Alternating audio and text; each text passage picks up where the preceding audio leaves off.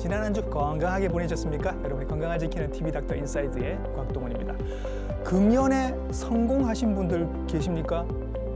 축하드립니다. 아마 이 방송이 끝날 때쯤 되면 내가 정말 잘했구나 생각이 드실 겁니다. 왜냐하면 오늘 이 이야기를 할 거거든요.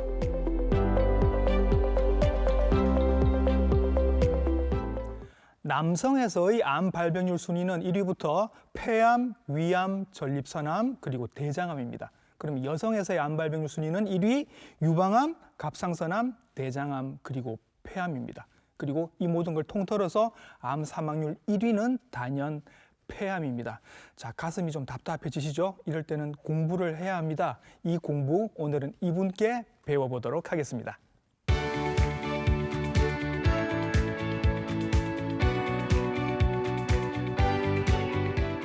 그래서 스튜디오에 모셨습니다. 폐암 전문의 엄중섭 선생님이십니다. 선생님 안녕하십니까? 네, 안녕하세요. 부산대학병원에서 폐암을 치료하고 있는 엄중섭이라고 합니다. 네, 귀한 분 모시고 오늘 폐암에 대해서 모든 걸 한번 탈탈 털어서 알아보도록 하겠습니다.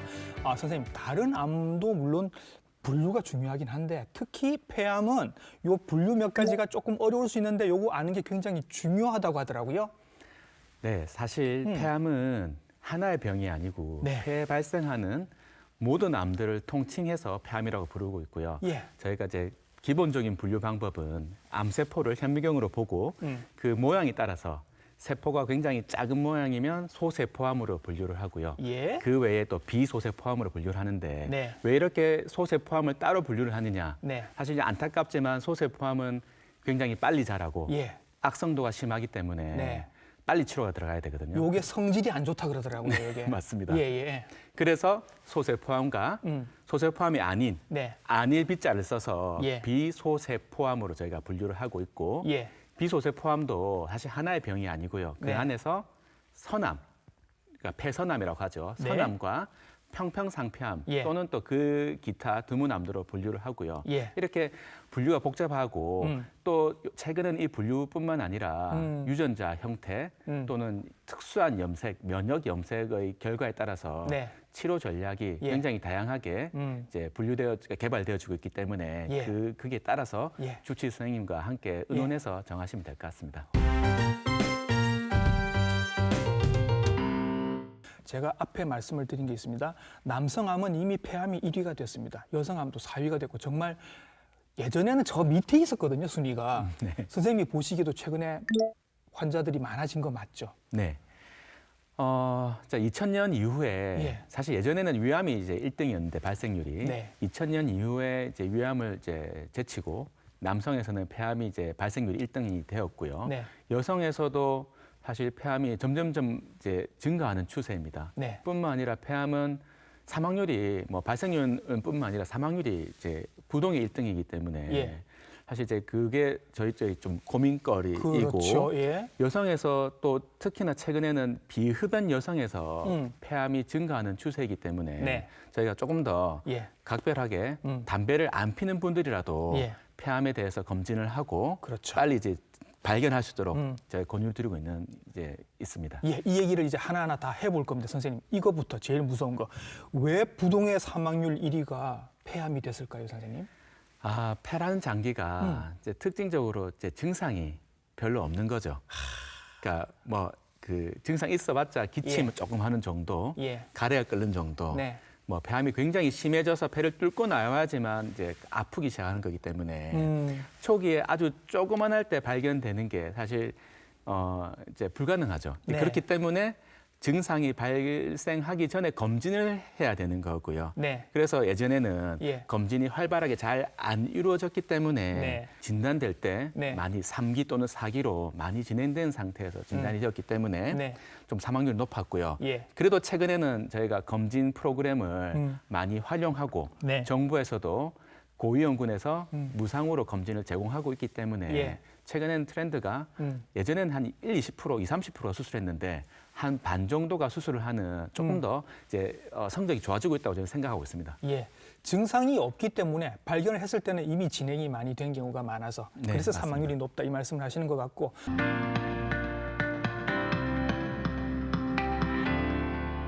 폐암의 원인이 뭘까를 한번 생각을 해보면 담배 아니겠느냐?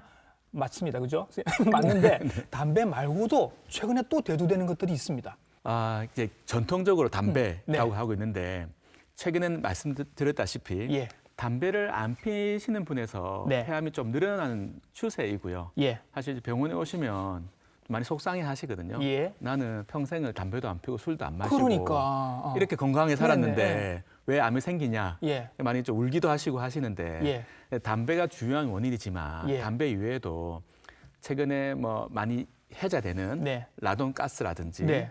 또는 뭐 성면, 네. 또 직업적인 어떤 노출, 예. 그리고 이제 미세먼지, 유해 환경 등이 네. 또 복합적으로 예. 폐암을 일으킨다고 할 수 있겠습니다. 최근에 또 문제가 됐던 게 선생님 이런 게 있습니다. 그 급식 노동 하시는 분들이 담배도 안 피시는 그 여성분들이 되게 많으셨는데 이분들에게 폐암이 많이 발견이 되면서 조리흉이라는 얘기가 나왔습니다. 이게 뭔지 잘 모르겠어요. 그래서 이러한 것 때문에 저희가 대한폐암학회에서 한 4, 5년 전에 비흡연 여성에서 왜 폐암이 생기냐를 연구를 했습니다. 네. 조사를 했고요. 예. 그 결과 비흡연 여성이 담배를 안 피는데 왜 폐암이 생길까? 그래서 사실 조리 환경하고 연관이 좀 많다는 결과를 저희가 확인을 했고 예. 조리 시에 그렇게 자욱하게 연기가 끼는 환경이라든지 예. 또는 조리를 할 때 일주일에 기름 요리를 좀 많이 하시는 분에서 폐암이 좀 의미 있게 많이 증가하는 결과를 확인을 했는데요. 예. 아마 이제 급식 노동자분들의 네. 그런 이제 폐암 유병률 증가가 이러한 그런 이제 비흡연 여성이 폐암이 생기는 원인과 네. 비슷하게 연관되어 있지 않나 생각을 하고요. 예. 결국 제가 말씀드리고 싶은 거는 조리를 할 때 네. 후드를 켜놓고 당연하죠. 좀 이제 환기를 하면서 후드가 그렇습니다. 없는 환경에서는 예. 창문을 열어놓고 예. 환기를 하면서 이제 조리를 하시고 기름 요리도 하셔도 되긴 한데 기름 네. 요리 할 때도 창문을 이제 크게 열어놓고 환기를 예. 좀 잘 하시면 좋을 예. 것 같습니다. 찾아보니까 그렇습니다. 튀김 요리나 볶음 요리를 할 때 발생하는 고농도의 미세먼지인데 이게 이군 발암 물질로 증명이 됐다고 합니다. 그러면 나는 아직은 괜찮은데 검사를 어떻게 받아봐야 되나? 나는 엑스레이 2년에 한 번씩 찍으니까 괜찮지 않을까? 이게 아니라는 거죠, 선생님. 네, 맞습니다. 사실 이제 엑스레이를 많이 찍으시는데 네. 엑스레이로도 사실 폐암이 발견될 수 있죠. 네. 근데 아주 초기의 폐암은 엑스레이에서 잘 안 보이기 때문에 CT를 찍으셔야 됩니다. 네, 그래서 한 5, 6년 전부터 저희 나라에 네. 저설량 CT라는 개념이 도입이 되었고 예. 그 이제 도입이 된 이유는 미국에서 대규모 연구를 해서 엑스레이와 저설량 CT를 비교를 했는데 네. 저설량 CT를 찍은 환자에서 오히려 이제 수명이 더 늘어나고 오. 치료가 잘 되더라. 예. 그런 연구 결과를 토대로 네. 저희 나라 정부에서도 이제 고위험군에서 저설량 CT를 제공을 하고 있는데 저설량 네. CT는 이제 말이 조금 어렵긴 한데 네. 방사선량이 작기 때문에 저설량이라고 하는 거죠. 좀 더 안전할 수 있겠네요. 네, 맞습니다. 예, 예. 기존에 이제 일반적인 CT는 주용계 주사를 맞고 방사선에 대한 노출이 많은데 네. 저설량 CT는 예. 방사선 노출이 음. 10분의 1밖에 안 되거든요. 예. 그래서 그 엑스레이 한 4-5장 찍는 정도의 방사선으로 예. CT를 찍을 수 있기 때문에 차라리 엑스레이를 자주 찍는 것보다 이게 낫겠네요. 훨씬 낫죠. 그렇죠. 예. 그럼 선생님, 이런 거는 어떤 분들이 지금 가서 찍어보시면 도움이 될까요? 사실 이제 저설량 CT는 기본적으로 고위험군을 위해서 개발된 CT입니다. 예. 고위험군이라고 하면 50세 이상에서 하루에 한 갑씩 30년을 네. 피운 걸 30감년이라고 저희가 표현을 하거든요. 예. 그 정도 되는 담배를 많이 피운 분들이 네. 저설량 CT 검진을 매년 했을 때 네. 폐암 사망률을 유의하게 의미 있게 네. 줄여줄 수 있기 때문에 고위험군에서는 사실 매년 하는 게 무조건 맞습니다. 네. 맞는데 나는 고위험군이 아닌데 그러면 검사를 안 해야 되나? 네. 그런 것도 아니죠. 그렇죠. 최근에는 이제 고위험군이 아니고 음. 비흡연자 여성에서도 이 저설량 CT를 뭐 2년에 한 번, 3년에 한 번 찍었을 때 네. 폐암 발생을 더욱더 빨리 발견하고 예. 사망률을 줄일 수 있다는 보고가 많기 때문에 예. 아직 뭐 이렇게 표준적인 그런 진료 지침은 없으나 예. 그 의사 선생님하고 잘 상의해가지고 예. 2년 또는 3년에 한 번씩 저설량 CT를 검진하는 거는 제 생각에는 추천이 되어야 된다고 생각을 합니다. 예. 심지어 국가에서 이걸 선생님 무료로 해주는 경우도 있습니다. 2019년부터 50세가 넘으셨는데 이미 30감년 이상을 태우신 분들은 2년마다 저설량 흉부 CT를 무료로 찍어줍니다. 하여튼 위험하다 싶으신 분들은 저설량 흉부 CT 꼭 한번 찍어보시기 바랍니다. 근데 선생님 이건 병원마다 그냥 가면 저희들이 다 찍을 수 있는 건가요? 아, 네. 저설량 CT는 일반 CT 기계에다가 네네. 소프트웨어를 저희가 뭐 이렇게 업데이트해서 하는 예, 거기 때문에 예. 지금은 거의 모든 2차 병원급에서는 예. 저설량 CT가 음. 세팅이 되어 있고요. 예. 혹시 궁금하시면 병원에다가 직접 전화해서 저설량 CT 검진을 할 수 있는지 확인해보고 가시는 게 조금 더 이제 도움이 될 것 같습니다. 그렇죠. 그렇게 해서 이제 예약도 잡으시고 그렇게 한번 찍어보시면 뭐 괜찮으면 괜찮아서 확인이 돼서 안심이 되실 거니까 꼭 그렇게 한번 해보시길 바라겠습니다. 자, 그러면 내가 가서 검사를 해봤습니다. 저설량 흉부 CT를 찍었습니다. 뭔가가 선생님 나왔습니다. 그러면 보통은 우리가 암이라고 하면 조직 검사 같은 걸 하지 않습니까? 폐암도 당연히 조직 검사를 하시겠죠. 네. 사실 이제 암이란 건 영상으로 진단되는 게 아니거든요. 많은 분들이 이제 CT에서 암이 맞냐 안 맞냐 확인해 달라고 하시는데 네. 사실 이제 그렇게 암이 확인이 되면 조직 검사를 왜 하겠습니까? 맞죠? 그렇죠, 그렇죠. 조직 검사가 필요한 이유는 예. CT에서 암인 것처럼 보여도 암이 아닌 경우도 있고요. 네. CT에서 암이 아닌 것 같은데 좀 애매한데 한번 해볼까 했는데 암으로 나오는 경우가 있거든요. 그렇죠. 그래서 뭔가 좀 의심이 되면 조직 검사를 통해서 네. 확진을 해야 되는 저희가 이제 그렇게 프로세스를 진행을 하고요. 예. 근데 그 폐라는 장기가 조금 독특해요. 저희가 공기가 들어있는 장기이기 때문에 예. 일반적으로 위랑 대장, 간처럼 조직 검사가 쉽지는 않습니다. 예. 그 공기가 들어있는 장기이기 때문에 잘못 뜯어내면 공기가 셀 수도 있고 공기가 새면 또 기운이 생기겠죠. 그렇죠. 그리고 또 혈관이 많은 장기이다 보니까 출혈도 많이 생기고 예. 그래서 폐암은 또 치료도 많이 발전하고 있지만 네. 진단적인 영역에서도 예. 최근에 많은 괄목할 만한 성장을 이루었고 예. 많은 병원에서 이제 그런 그 최신 시스템을 도입하고 있다고 저는 알고 있습니다. 그 전에는 제가 이제 알기로는 이렇게 밖에서 이렇게 침 같은 걸 이렇게 찔러서 조직을 뜯어낸다 이런 얘기를 들은 적이 있습니다. 요즘도 그 검사를 하고 계신 것 같긴 하던데 이게 조금 뭐 위험할 수도 있고 해서 또 다른 검사법도 나왔다고요.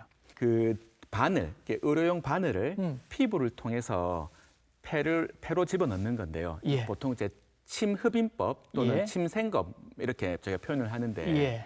침생검법은 진단율이 90% 정도로 아주 우수한 검사이기는 하나요. 네. 이게 그 폐를 통과해야 되거든요. 그래서 그렇죠. 폐를 뚫고 들어가기 때문에 예. 그 기흉과 같은 부작용이 생길 수 있는 확률이 10%에서 한 15% 정도 됩니다. 네. 그래서 많은 분들이 이걸로 진단을 하고 있긴 한데 네.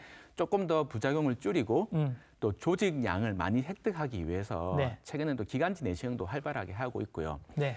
기관지 내시경이라고 하면 저희가 전통적으로 기관지 내부를 보는 거죠. 네. 내부를 보는데 우리가 보통 위 내시경, 대장 내시경 맞아요. 하든지 하는 것처럼 기관지 안으로 이렇게 들어가는 거죠. 네. 네. 그게 맞는데 예전에는 이제 담배를 많이 피우던 시절에는 예. 소세포 폐암, 예. 평평상 폐암이 많을 때는 기관지 암으로 이제 나오거든요. 그런 기관지 암. 안에 암이 있는 거. 그렇죠. 암으로 나오는데 중심부 병변이 있고 기관지를 침범하면 저희가 사진에서 보시다시피 기관지에 있는 혹을 간단하게 조직 네. 검사를 할 수 있는데 예. 기관지에 안 보이는 경우에는 네. 저희가 사실 이제 일반적인 기관지 내시경으로 진단이 안 되고요. 그렇겠네요. 네, 특수한 내시경을 이제 사용을 해야 됩니다. 예. 그래서 지금 사진에서 나오고 있는데 저런 특수한 기관지 내시경을 써서 이게 굉장히 이게 굵기도 얇은 거죠, 선생님. 보통 저희가 초음파 내시경이라고 하는데요. 예. 기관지 내시경 초음파라고 불리는 이 내시경은 두 가지로 저희가 분류를 하고요. 네. 선형 기관지 내시경 초음파가 있고 방사형 기관지 내시경 초음파가 있는데요. 예. 선형 기관지 내시경 초음파는 사진에서 보시는 것처럼 기관지 내시경 끝에 초음파 단자가 달려 있습니다. 예. 달려 있어서 그 기관지 벽 밖에 있는 기관지 내시경으로 안 보이는 기관지 벽 바깥에 있는 구조물들, 뭐 임파선이라든지 폐암 덩어리를 그 초음파로 확인을 하면서 네. 바늘을 찔러서 네. 조직 검사를 예. 하는 거고요. 그렇죠.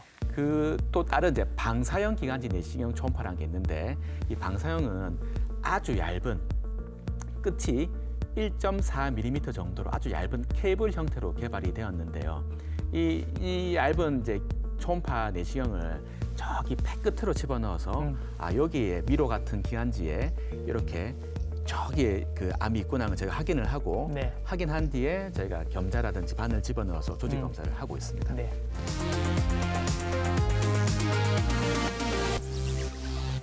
폐암은 다른 암들이랑 다르게 보통 저희가 위암, 뭐 대장암 같은 거 얘기를 할 때는 수술이 주였거든요, 선생님. 그런데 폐암은 수술이 주가 아닙니다.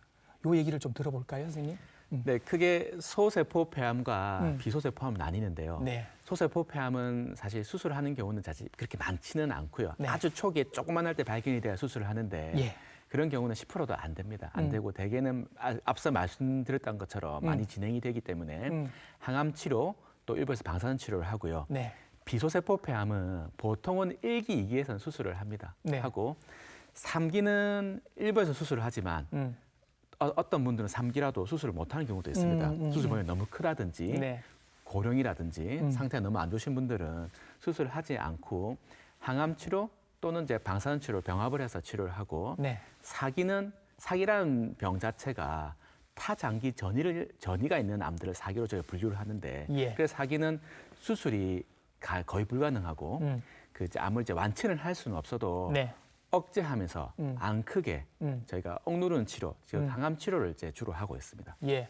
그러니까 암의 성질이 어떤 암이냐, 그리고 몇 기까지 진행이 되느냐에 따라서 여러 가지 치료법들을 이제 조합을 하신다라는 얘기인 것 같고. 맞습니다. 이제 말씀하신 걸 쭉 보면 주로 폐암은 항암 치료가 주가 되는 것 같고, 선생님께서는 이제 그 항암 치료를 전문으로 하고 계시는 분이십니다. 폐암은 선생님 그럼 수술을 어떻게 하는 거예요? 아, 네. 폐암 수술은 사실 그렇게 아주 힘든 수술은 아니고요. 예. 한 3시간, 4시간 정도면 예. 기본적으로 폐엽절제술은 끝납니다. 한 그래서 엽을 통째로 떼어낸다. 그렇죠. 그렇죠. 해부학적인 구조물이 한 예. 엽이기 때문에 예. 그 한 엽을 다 떼어내는 게 현재로서는 가장 좋은 수술법이고 예. 아주 뭐 제 3, 40년 전에는 이제 크게 절개를 하고 이게 다 벌려가지고 이제 네. 폐 한 엽을 떼어냈는데 예. 최근에는 거의 뭐 대부분의 환자분들께서 네.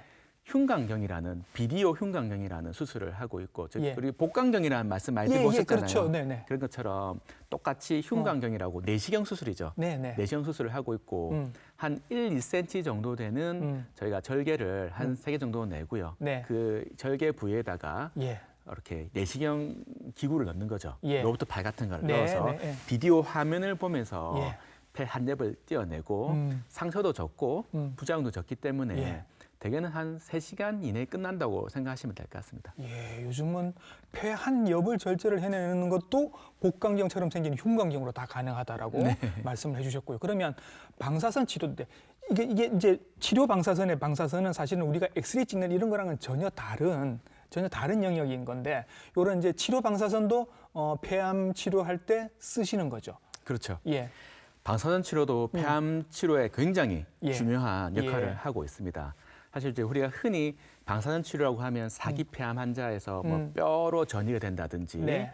뇌로 전이가 되어서 항암제가 잘 안 듣는 부위를 국소적으로 죽인다고 생각하실 수도 있는데 예, 3기에서도 수술을 할 수 없는 3기 환자에서 항암 치료와 방사선 치료를 동시에 하는 거죠. 네, 동시호법을 해서 항암 방사선 동시호법으로 거의 수술과 유사한 수준의 치료 효과를 저희가 볼 수 있고요. 이야. 실제로도 많이 하고 있고요. 예, 그래서 그 예전에는 이제 항암 방사선 동시호법으로 치료가 끝났는데요. 예. 최근에는 면역 치료제라는 게 개발이 되어서 네, 항암 방사선 동시호법 이후에 예, 한 달 이내 되게 예. 그런 이제 면역 치료제를 저희가 처방을 해가지고 예. 재발을 안 하게 예. 1년 정도 저희가 치료를 하고 있습니다. 예.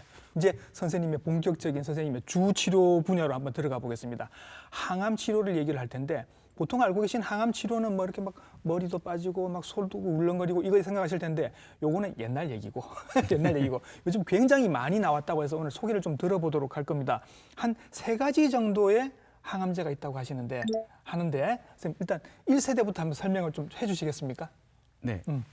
그래서 사실 이제 항암제가 한 예. 1, 20년 동안의 시간 동안 괄목할 만한 변화를 했습니다. 예. 예전에 저희가 생각할 때 그 영화의 주인공이 네. 항암 치료하고 막 여주인공이 막 머리 깎고 막 예. 구토하고 그 그렇죠. 생각할 수 예. 있잖아요. 대부분 이제 많은 이제 시민들 국민들께서 그렇게 생각을 하시는데 항암제 하면 다 그거 생각하시죠? 항암 네. 치료하면 죽는다, 뭐 토한다, 머리 다 빠진다 생각하는데 사실 그런 약도 있기는 한데요. 네. 이제 그런 약들은 보통 저희가 표현을 할 때 세포독성 항암제라고 합니다. 예. 효과가 좋기는 하나 네. 그 효과에 비례해서 부작용이 조금 센 편입니다. 예. 센 편이고 사실 이 약도 굉장히 중요한 약이고 예. 그 다음에 나온 약들이 표적 치료제라는 약이고요. 예. 표적 치료제는 사실 말이 좀 어려운데 예. 유전자를 치료한 약입니다. 유전자를. 네. 그 유전자는 어디 있는 거예요? 그러니까 가끔 환자분들이 오셔서 나는 담배도 안 피는데 예. 왜 폐암이 생겼냐 이래 하시거든요. 그렇지. 네, 그런 분들을 조직 검사를 해서 유전자 검사를 해보면요. 네. 특수한 유전자 돌연변이가 있습니다. 암이 생기는 유전자가 있었군요. 예. 예. 자기도 모르게 본인도 네. 모르게 어느 순간 몸 안에서 유전자 돌연변이가 발생을 하고 아. 그 돌연변이가 점점 이제 축적이 되어가지고 암덩어리가 생기는데요. 예.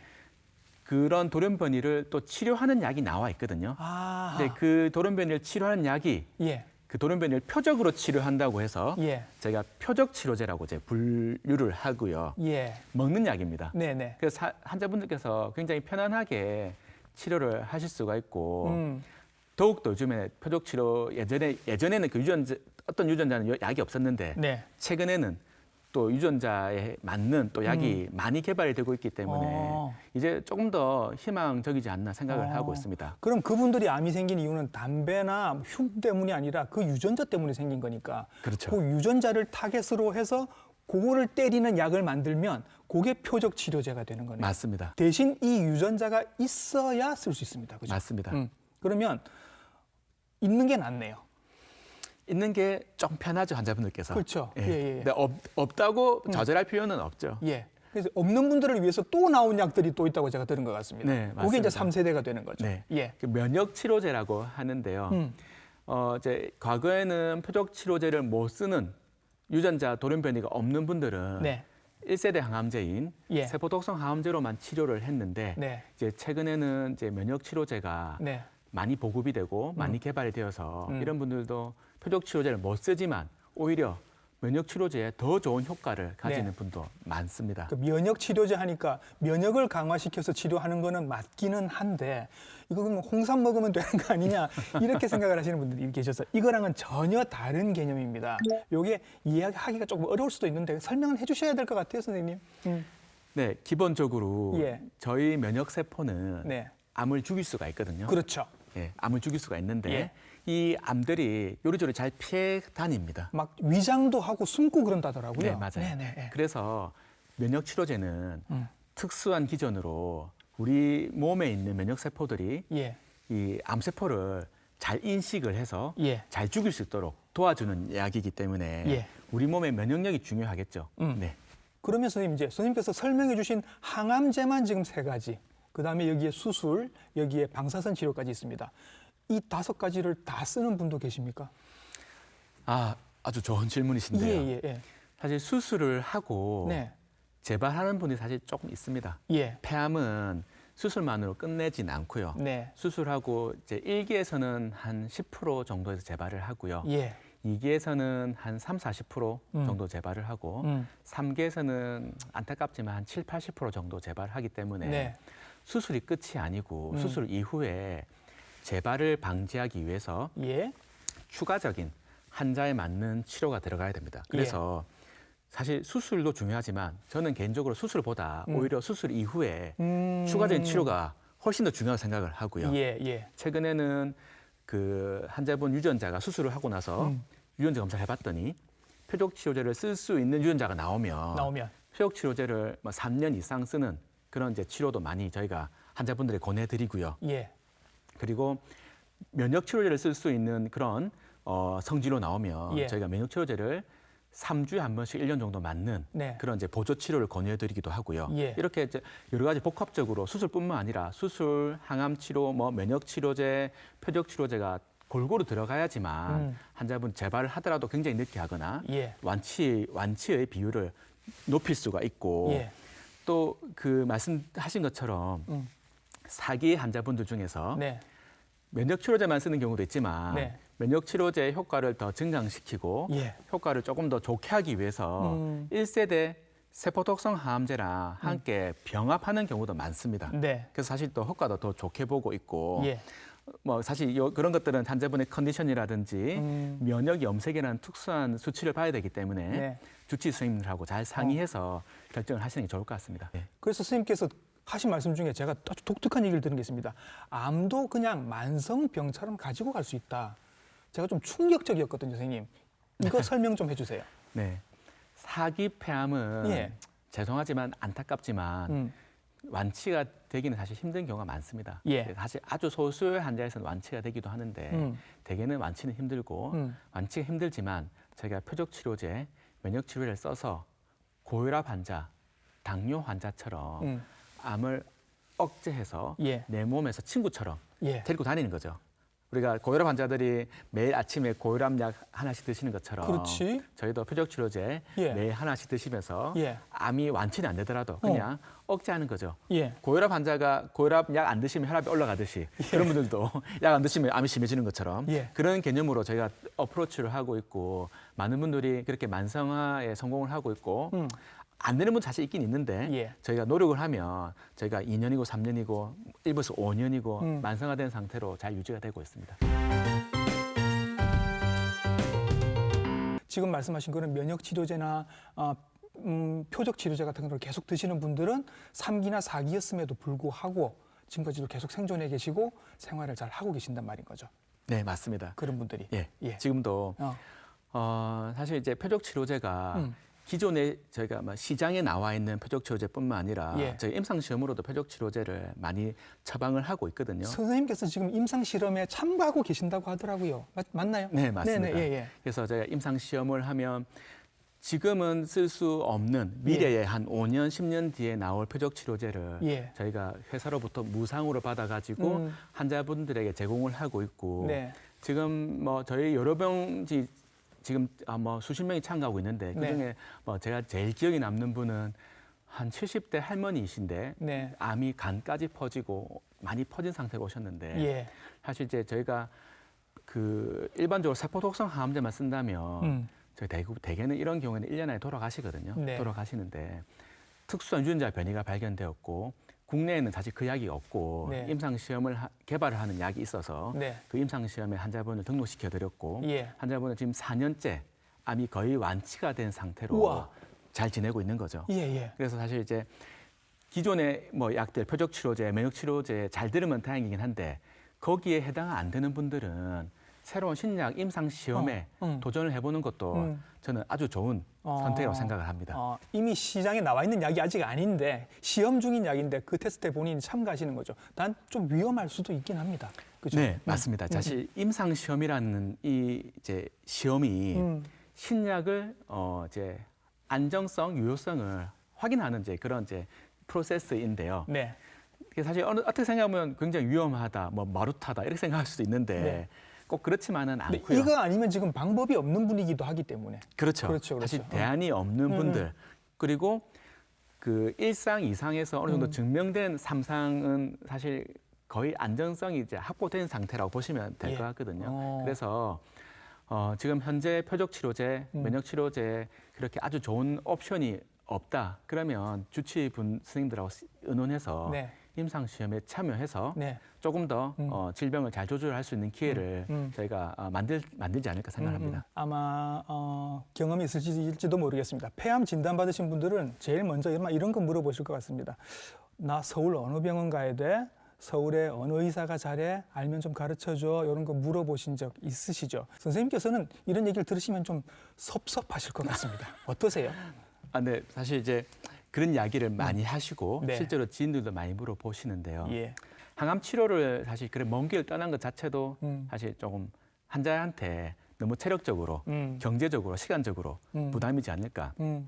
지역에서 집 근처 병원에서 나랑 잘 맞는 교수님, 네. 의사 선생님하고 같이 이제 그 호흡을 하면서 네. 치료를 하는 게 중요하다 생각이 들고요. 예. 수술적인 면에서도 네. 제 폐암은 수술이 굉장히 어려운 수술도 있는데 저는 개인적으로 수술보다는 수술 후 관리가 더 중요하다고 생각을 합니다. 예. 말씀드린 것처럼 수술 이후에 재발을 방지하기 위해서 항암 치료도 들어가야 되고 면역 치료제도 들어가야 되고 표적 치료제도 들어가야 되거든요. 근데 사실 이게 뭐 한두 번 끝나는 게 아니고요. 몇 년을 이제 끌면서 네. 지속적으로 저희가 장기간으로 봐야 되는 거기 때문에 네. 한 번 뭐 수술하고 끝난다. 그러면 사실 이제 뭐 멀리 가서 뭐 차라리 미국, 일본 가서 다 하는 게 더 낫겠죠. 뭐 그런 경우에는요. 네. 근데 그게 아니고 몇 년을 끌고 가야 되기 때문에 연고지에서 근처 병원에서 그 수술을 잘 하시고 또 폐암 수술 후에 그런 관리를 잘 해줄 수 있는 그런 선생님들에게 치료를 하시는 게 조금 더 환자분들이 좀 편하지 않을까 생각을 하고 있습니다. 네, 폐암 진단을 받으셨다면 어떤 병원을 골라야 되나, 어떤 의사 선생님을 골라야 되나 고민이 많으실 텐데 선택을 하실 때 도움이 됐으면 좋겠습니다. 오늘 선생님 나오셔서 폐암에 대해서 자세하게 설명을 쉽게 잘 해주셔서 저희들 가슴이 조금 편해진 것 같습니다. 예, 폐암 전문의 엄중섭 선생님이셨습니다. 선생님 수고 많으셨습니다. 네. 감사합니다. 예. 오늘 선생님께서 아주 신선한 표현을 해주셨습니다. 폐암도 관리를 잘하면 마치 고혈압, 당뇨처럼 만성질환처럼 쭉 관리하면서 같이 갈 수 있다. 아주 신선하게 들렸습니다. 지금 폐암 치료를 받고 계신 여러분들 모두 파이팅 하시기 바랍니다. TV닥터 인사이드 다음 주에도 좋은 정보로 인사드리겠습니다. 감사합니다.